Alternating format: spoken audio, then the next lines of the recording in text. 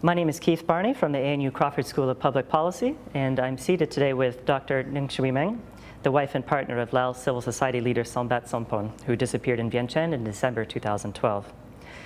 Dr. Shui Meng has lived in Laos with Sombath since 1986. She was a senior research fellow at the Institute for Southeast Asian Studies, Singapore, from 1976 to 1986. She worked with UNICEF in Laos, China, and Timor-Leste from 1986 to 2008. Dr. Shui Meng holds a PhD in sociology from University of Hawaii. I had the chance to sit down with Dr. Shui Meng after an event held at the Crawford School, which brought together scholars and activists to discuss Sombath Somphone and enforced disappearances in Southeast Asia. Dr. Shui Meng, you and Sombath met while pursuing graduate studies at the East-West Center at the University of Hawaii. Can you describe how you met each other and the intellectual environment that you and Sombath were involved with at the university at that time? When Sombath and I were at the university, there was a lot of student activism. As you know, it was at the kind of the end of the Vietnam War, and the students were very active, discussing issues around Vietnam War. And since Sombath is a Laotian, he was very keen to actually come home to Laos to contribute to the development of his country. So we were always debating, what's the best course of action? How can we support the post-war reconstruction?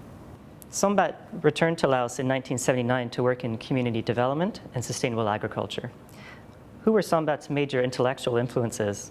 And do you think that his thinking and approach has changed over his more than 30 years of work in Laos? Well, his major influence actually started in Hawaii.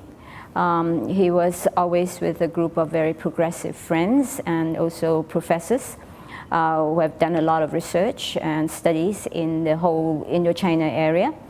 But his major influences were from the Quakers, who were actively opposing the Vietnam War and also the war in Laos.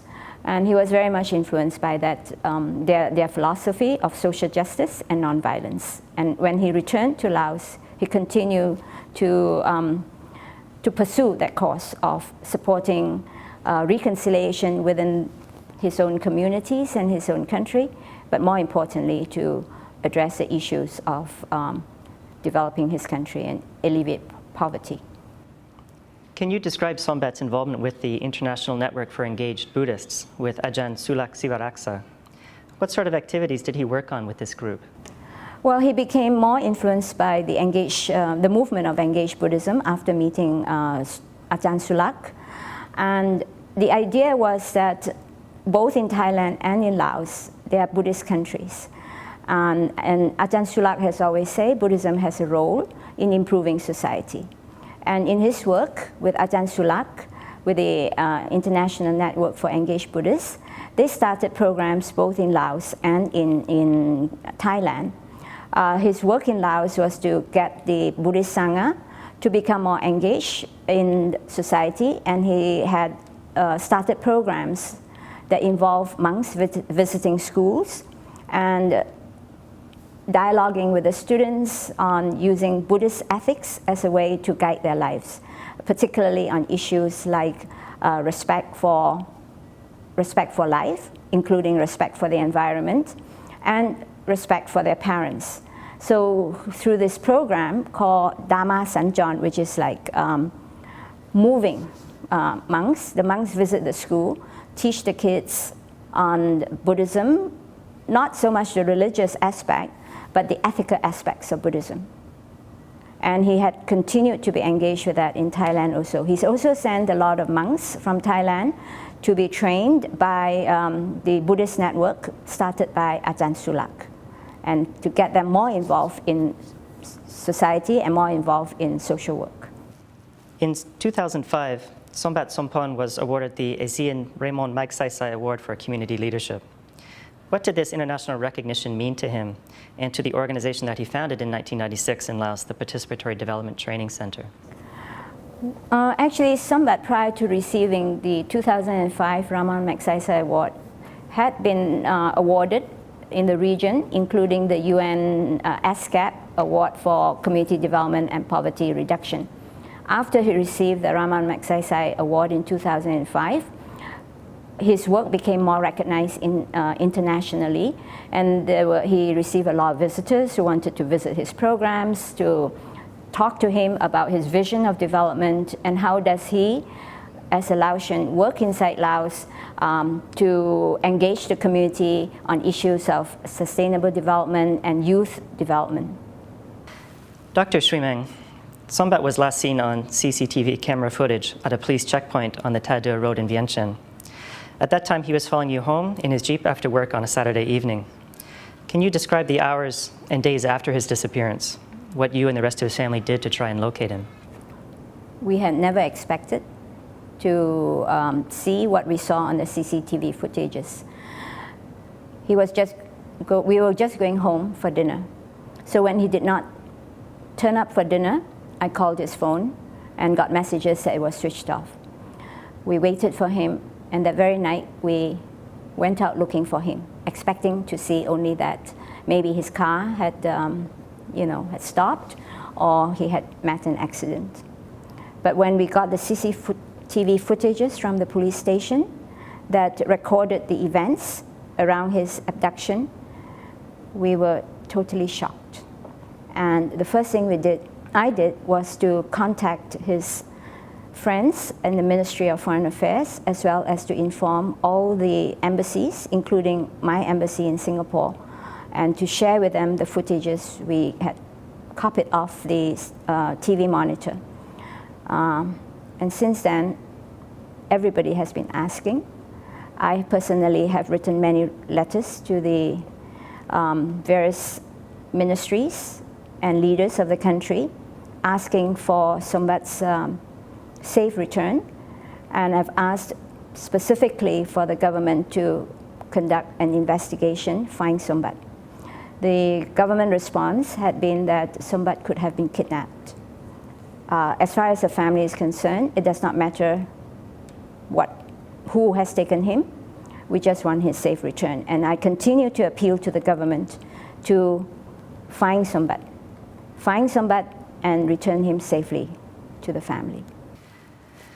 Sombath Somphone's disappearance on December 15, 2012 occurred soon after his work on the organizing committee for the Asia-Europe People's Forum held in Vientiane in October 2012, and 1 week after his co-organizer, Anne-Sophie Gindros, the country director for the Swiss NGO Helvetas, was issued with an expulsion notice by the Lao government. Do you think that his disappearance could have been related to issues coming out of that conference? I don't know specifically the circumstances or the factors which could have led to his disappearance. I assume that could be a trigger point. The AEPF is the largest ever civil society forum that is held in Laos. Many issues were raised, including fairly sensitive issues related to land issues, related to water resource use. I assume that could be a trigger factor because of Sombath's prominent role in helping to organize that forum. However, the government had said no, because the forum was conducted with full approval of the Lao government. As I say, I don't know what really happened, and I have no other facts to back it up, and I would not like to speculate around the issue. Dr. Shui Meng, what have been the effects, in your opinion, for Lao civil society since Sombath's disappearance? Sombath has been a very prominent civil society and community development actor in Laos. He's very well known. His disappearance had sent shockwaves throughout Laos, especially to the development partners, including civil society groups inside Laos and also international development groups.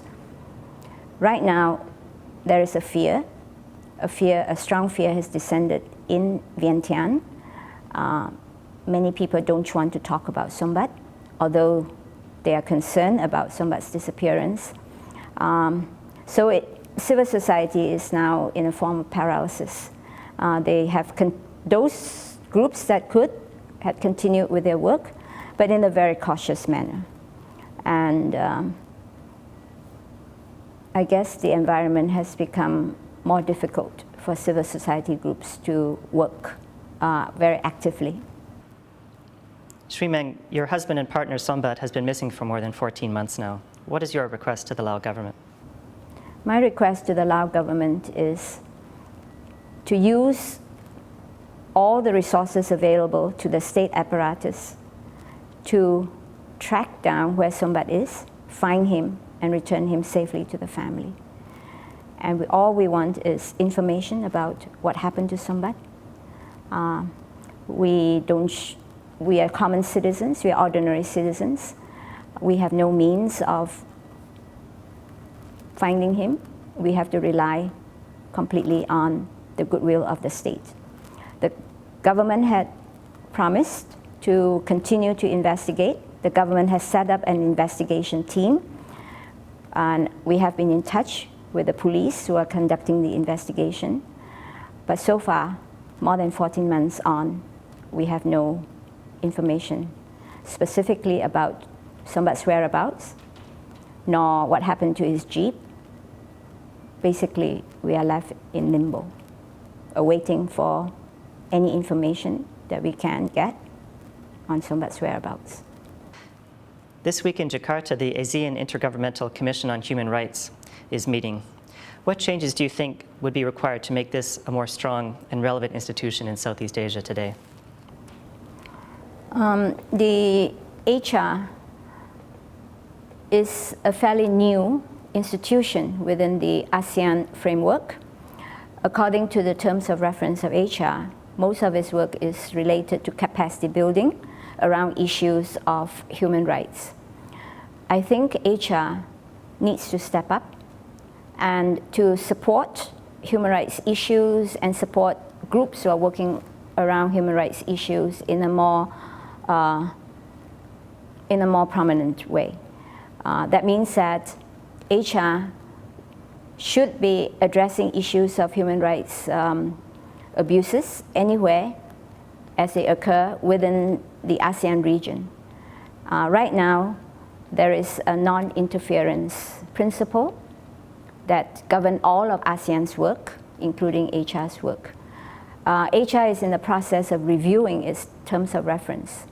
I think it is important that HR strengthen its terms of reference to raise issues, human rights abuses, and issues as they happen in any country, including Laos. Dr. Shui Meng, what actions do you recommend that Laos's external development partners and donors, such as Australia, take on Sombath's case? I frankly cannot tell the Australian government or the Australian public what they can do.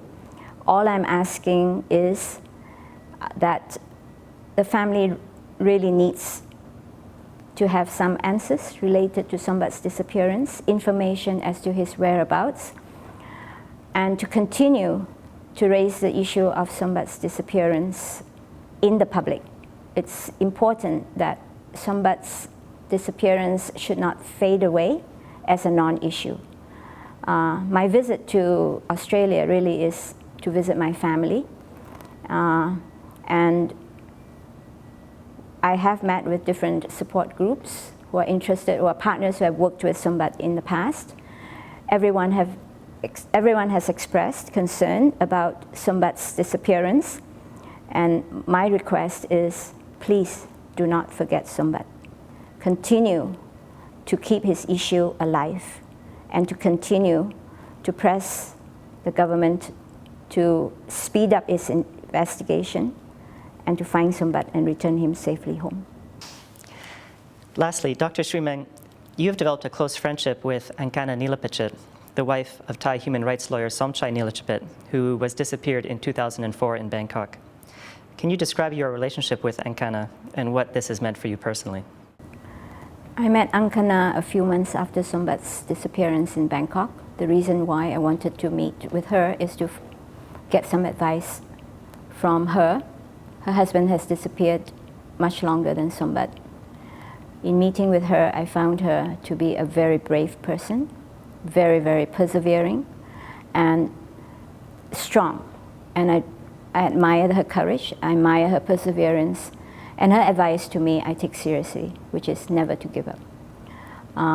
In the case of Sombath, I try as much as possible to continue to pursue every avenue I can to find Sombath. And I really draw a lot of strength from what she has done. And what she's doing now is not only to try and pursue the case of Somjai, but also to support other victims. I think that is very admirable on her part. Many people will look to her efforts and her struggle for inspiration, and I look to that too. Thank you very much for your time with this interview, Dr. Shui Meng.